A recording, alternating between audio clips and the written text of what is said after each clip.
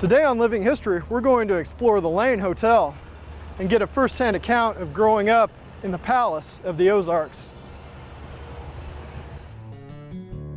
We came in 1943, right in the middle of World War II. In the thick of the Second Great War, an oasis existed in the Ozarks, just steps from the railroad that Rogers was built on. It was then called the Harris Hotel, and it was also subtitled The Palace of the Ozarks.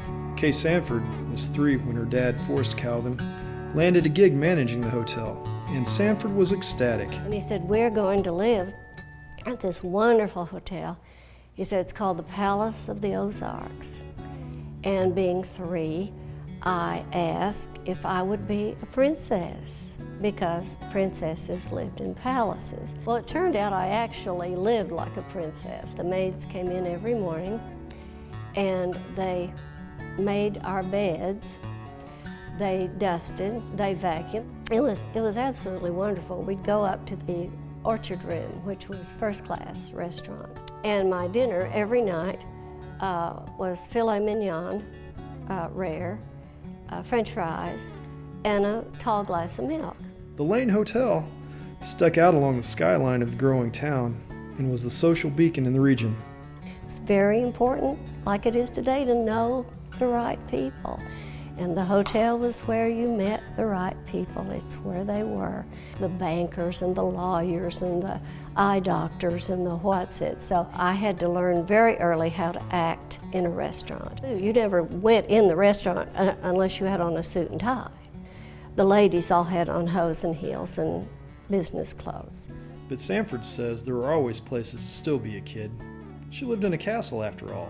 It was very easy, because there were stairways that no one knew about, you know, unless you worked there or whatever.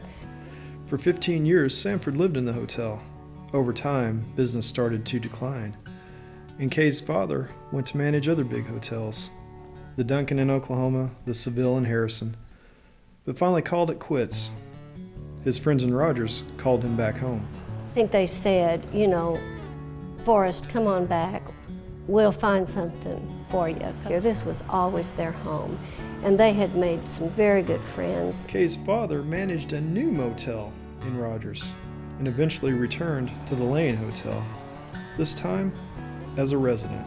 We took him back when he couldn't live by himself anymore. We got him a room at the hotel. The hotel had become a retirement home, and Mr. Calvin, now in his 90s, would stand by his old office, just like he used to.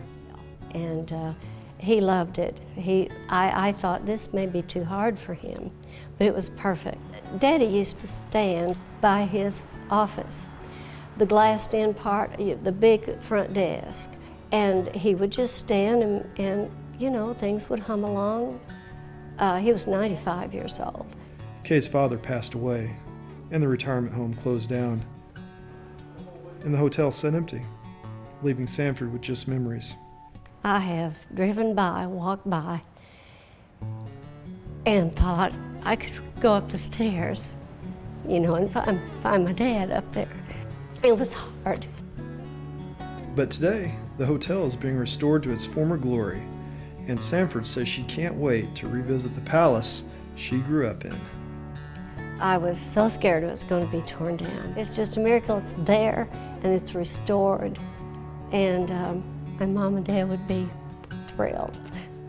Yeah, they'd be beside themselves, yeah.